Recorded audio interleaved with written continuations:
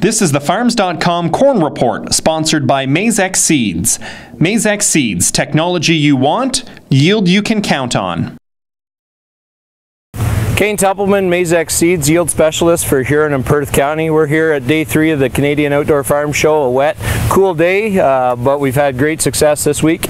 One of the biggest topics of discussion in our Maizex plots and throughout the show has been the topic and debate of corn maturity, how we'll reach maturity, if we'll reach maturity, and where we're at as far as progressing on a year like this. Looking at Farms.com last night for a later planted May field such as our plots in that May 25th, May 26th zone, we're looking at about 2,400 accumulated crop heat units at this point, up to September 10th.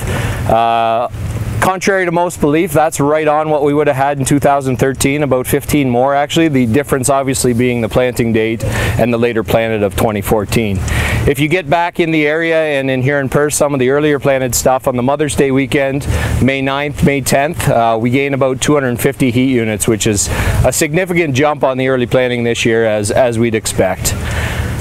When we look at crop heat unit ratings, the one thing to understand is a heat unit rating of 2775, for instance, is the company's view on how many heat units it's going to require in order to get that variety to black layer or R6 maturity.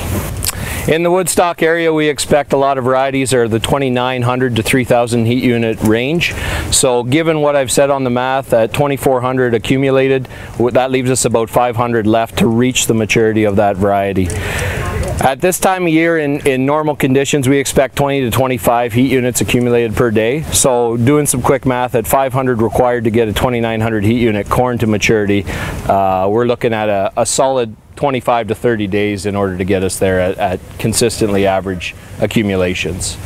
In order to get to black layer or R6, we need to take a look back at kind of how we get there in the corn plant.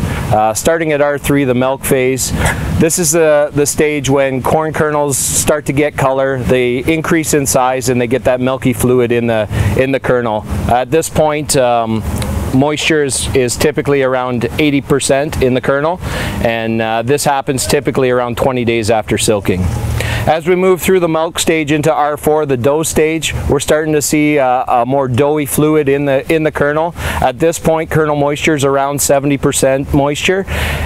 Research would show at this point, if we get a hard frost, we're looking at 25 to 40% yield hit at harvest if the frost is a killing frost. As we move into the early dent stage, R5, a lot of the corn in the area is approaching R5. The early corn is at full dent. R5 stage, we start seeing some indentation on the crown of the kernel randomly throughout, and then as it fills, the dents will continue on the cob. As we move through the R5 phase into full dent, which you can see on this 2450 heat unit corn, kernel moisture drops to about 55%. Again, this occurs, the dent stage occurs about 35 days after silking, 35 through 45, and continues on to R6, black layer maturity. As we reach black layer maturity, R6, kernel moisture drops to 35% approximately. Often this occurs about 60 days after silking, give or take a few days. At this point, the plant has reached physiologic maturity. Frost impacts are minimal at that point. We still have concerns with test weight and starch buildup in the crop. However, we're in a pretty good spot, and we'd be happy to get there this year. Once we reach full dent, we start watching the milk line, and that milk line is the change of the sugars to the starch in the kernel.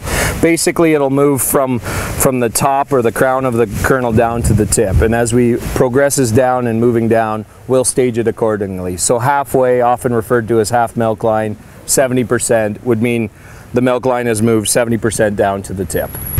In conclusion, I think it's a great time. I can't believe how many people came up to me at the show and mentioned they haven't taken a look at their crop and seen what development it's at.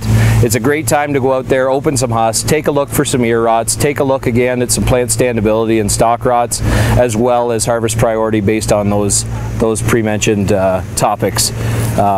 If you need help, there's lots of resources out there. OMAF has a great staging guide, as well as Purdue and many of the ag colleges. So This has been the Farms.com Corn Report, sponsored by Maizex Seeds. Maizex Seeds, great seed, great people. Harvest the difference with Maizex.